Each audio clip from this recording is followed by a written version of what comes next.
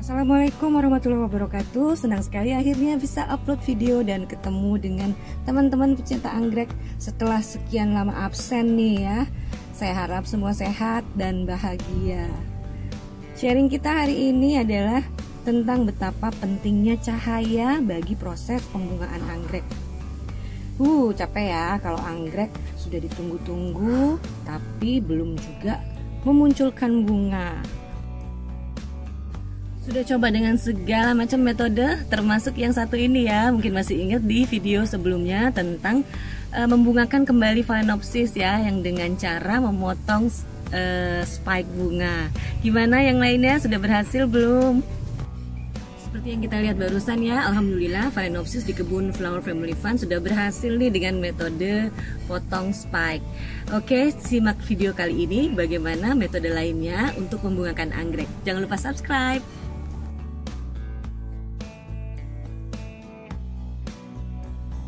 Di awal video tadi saya ada menyinggung tentang cahaya. Kira-kira nih apa hubungannya dengan pembungaan anggrek? Oh, banyak banget ya ibu-ibu, sangat erat malah nih. Cahaya itu adalah sumber kehidupan. Karena cahaya digunakan untuk berfotosintesis yang akhirnya akan menghasilkan energi. Kemudian ini dinamakan prosesnya adalah proses asimilasi. Energi tadi akan dibongkar untuk macam-macam ya, pertumbuhan daun, tangkai, bunga dan sebagainya. Dan prosesnya ini dinamakan disimilasi. Jadi ketika mendung atau kurang cahaya, maka pembuatan makanan atau asimilasi itu tidak berjalan ya. Nah, seperti yang kita lihat di depan kita ini adalah Vanda Douglas ya. Ini saya tempatkan di tempat yang benar-benar terkena banyak sinar matahari alias full sun. Kita bisa lihat pembungaannya lancar, nggak ada masalah, alhamdulillah. Jadi setelah penjelasan saya tadi ya, kita sudah bisa mengambil kesimpulan bahwa kenapa sih anggrek yang berada di dataran tinggi itu lebih mudah berbunga dan subur?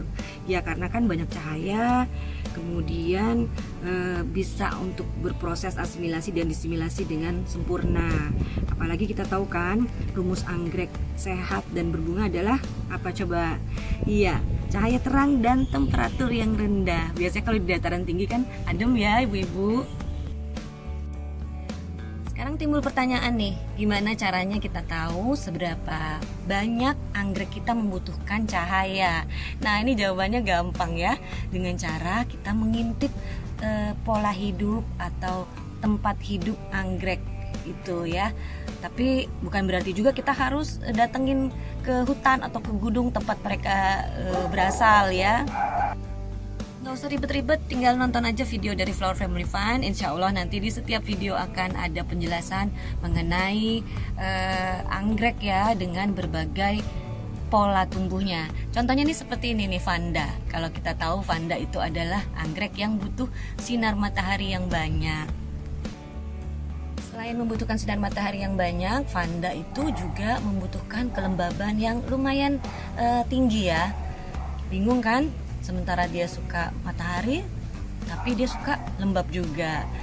Jadi solusinya adalah untuk Vanda lebih banyak penyiraman, karena Vanda yang banyak terkena sinar matahari itu pasti penguapannya akan lebih banyak juga. Kemudian sekarang adalah grama ya. Nah, kalau grama kebalikannya tuh ibu-ibu.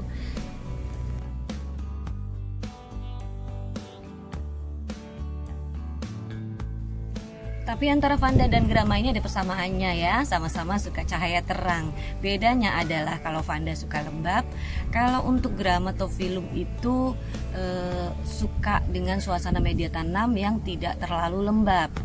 Jadi solusinya adalah kita bisa tempatkan si grama ini di tempat yang lebih tinggi ya, supaya ketika kita melakukan penyiraman media tanam bisa segera kering ya, karena terjadi penguapan oleh angin dan sinar matahari. Oke, kita kembali ke topik nih ya. Jadi ketika kita mengalami situasi di mana kebun kita nggak bisa dapet cahaya yang maksimal, Jadi ini menghambat pembungaan ya. Dan atau juga ketika kita melihat tanaman kita itu seperti berhenti bertumbuh ya, nggak berbunga-bunga gitu, ditunggu-tunggu tapi nggak muncul bunganya. Nah, kira-kira langkah apa yang harus kita lakukan? Di depan kita ini sudah ada lampu spektrum. Lampunya mungil berwarna-warni ya, pijar cahayanya itu, karena memang ini khusus untuk pertanian, khusus untuk memberikan cahaya tambahan atau cahaya pengganti bagi tanaman. Dan memang untuk sebuah tanaman itu umumnya membutuhkan pencahayaan itu durasinya sekitar 11 sampai dengan 18 jam per harinya. Jadi bisa kita bayangkan ya, kalau cuaca mendung atau mungkin juga teman-teman yang punya anggrek tapi tinggalnya di belahan dunia yang cahaya mataharinya itu lebih sedikit ya, kira-kira metode seperti ini bisa dilakukan. Dan bahkan seperti ini juga sudah umum dilakukan oleh petani-petani pada umumnya ya. Jadi dengan menggunakan cahaya tambahan seperti lampu spektrum ini, kita bisa memberikan cahaya pengganti untuk membantu tanaman kita berproses fotosintesis. Di sini saya menggunakan lampu LED khusus yang memiliki pijar spektrum untuk tanaman. Kemudian dayanya adalah 15 watt. Kemudian lampu LED ini memberikan cahaya yang maksimal tapi panasnya lebih minimal. Dan untuk daya 15 watt dengan spektrum seperti ini sangat memadai ya untuk pembungaan Phalaenopsis atau misalnya Oncidium ya. Tapi kalau untuk Vanda, Grammatophyllum bisa digunakan yang 20 watt karena memang kebutuhan akan cahaya untuk Vanda dan Gramma itu di atas Phalaenopsis ya kan. Gampang banget nih ibu-ibu ya, tinggal kita tempatkan lampu ini di sekitar tanaman yang akan kita proyeksikan pembungaan ya. Biasanya saya mulai menyalakan lampu ini di jam 1 siang ya, kemudian saya biarkan terus menyala sampai jam 10 malam. Nah, kita juga nggak bisa terus-terusan memberikan cahaya kepada tanaman anggrek kita ya, karena cahaya yang terlalu banyak juga akan membuat anggrek itu menunda pembungaan. Cara ngedapetinnya juga gampang, ini saya beli di online, jadi bisa tinggal dipilih ya untuk kebutuhan wattnya, disesuaikan dengan kebutuhan cahaya dari plant kita. Baik, terima kasih sudah bersama Flower Family Fun. Semoga ini bisa bermanfaat. Jangan lupa dukung terus channel Flower Family Fun dengan cara subscribe, like, dan di-share video ini ke media sosial. Terima kasih. Wassalamualaikum warahmatullahi wabarakatuh.